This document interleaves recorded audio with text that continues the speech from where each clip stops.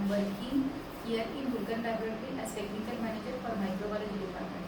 So Kulkarni Laboratory is NABL accredited laboratory as per ISO IEC 17025/2017. So today we will have one look on layout of Microbiology Laboratory. On behalf of Kulkarni Laboratory, I welcome you all in this lab tour. Thank you. Biological discipline is somewhat different from other disciplines like chemical discipline or any mechanical discipline. For biological discipline, there are different instructions that we have to follow while entering into the laboratory and also while taking exit from the laboratory. So here is the instruction chart. What are the instructions you have to follow while entering into the laboratory? Also from exiting from the laboratory. So these are the microbiology lab entry exit instructions. First one, you have to keep all your personal accessories like bags outside the laboratory.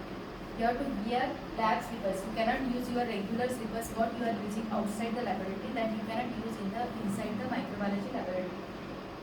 Then you have to sanitize your hands with 70% alcohol or IP anything, whatever the sanitizer available outside the laboratory. You have to wear lab apparel. It will give you protection against any bacteriological culture that we are handling in our laboratory. Absolutely no food or drink you should eat or drink in the laboratory. Then you should make habit of not touching mouth, nose or eyes in the laboratory. And while exit also you have to sanitize your hands again with the sanitizer, because inside the laboratory we are dealing with a lot of microbial cultures that may be harmful to you. Those can be disease causing organism. So you have to take care while entering into the laboratory and while exiting from the laboratory. These instructions should be followed strictly. Microbiological activities should be separated with respect to activity also, with respect to space also, because it may create some cross contamination in your routine work. So in microbiological activities there are different areas which are segregated with space also, with location also and with activity also. So we will start with our first area, which is sterilization area. Here you can see this is autoclave. Autoclave can be used for steam sterilization. Here we make everything that we require for testing bacteria free. This is called sterilization, where we kill bacteria as well as vegetative cells as well as spores. So this is the separate area where we make sterilization of all the required material for our testing. So next we will move to our preparation area that we will see later.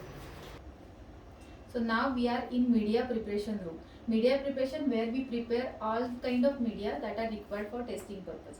In media preparation room you should have analytical balance, then all the media that are required for your testing purpose, also the refrigerator required to store the excess media. Also you should have heat sterilization unit, that is dry heat sterilization unit, water bath also required for media tempering. All are the instruments including pH meter that all should have in microbiological media preparation room. In microbiological activities you should keep in mind that all activities should be in uniflow direction.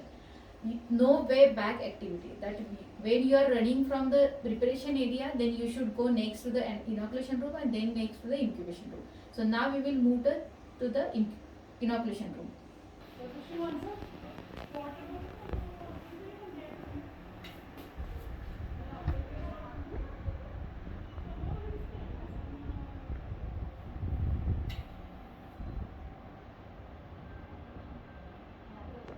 We have entered into the inoculation room. Inoculation area is the area where we actually do the testing of various samples. So where the sample is inoculated into the respective enrichment broth or the selective agar plate. So here we have two instruments. One is laminar airflow unit and another one is biosafety cabinet. Laminar airflow unit having HEPA filter which will give you dust free environment, so it will be automatically bacteria free. So in the aseptic cabinet you can perform your testing activity. Here you have biosafety cabinet which will allow the pathogen testing, which will give protection to both, to your sample also and to the worker who is going to perform the analysis. So this is the inoculation room.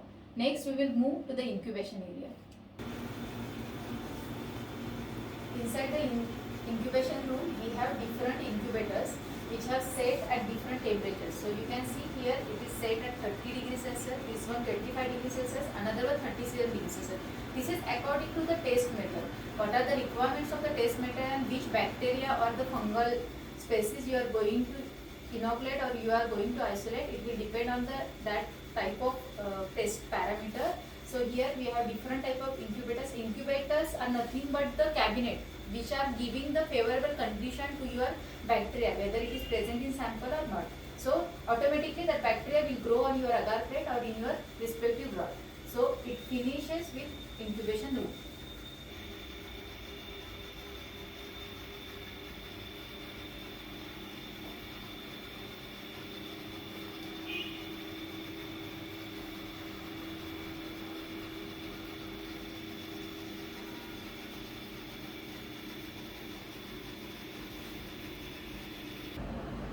After incubation, whatever the material you have incubated with culture or without culture, you have to discard properly after autoclaving.